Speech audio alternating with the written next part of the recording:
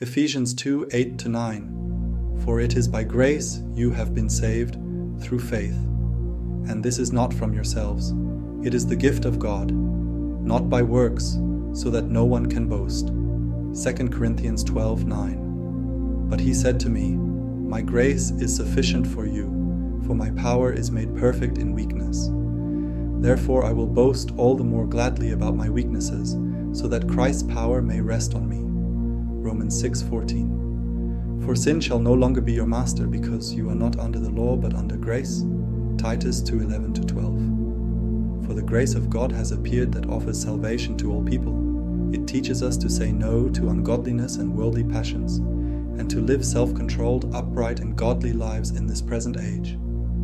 John 1:16. Out of his fullness we have all received grace in place of grace already given. Romans 3:23-24.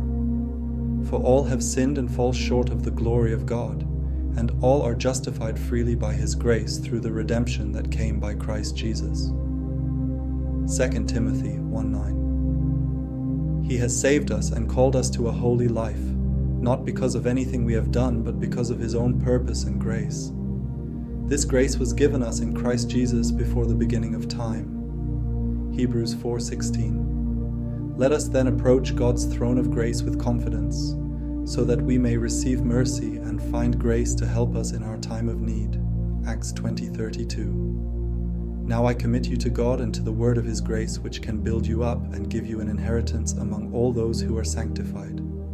Romans 5:20-21. But where sin increased, grace increased all the more, so that just as sin reigned in death, so also grace might reign through righteousness to bring eternal life through Jesus Christ our Lord.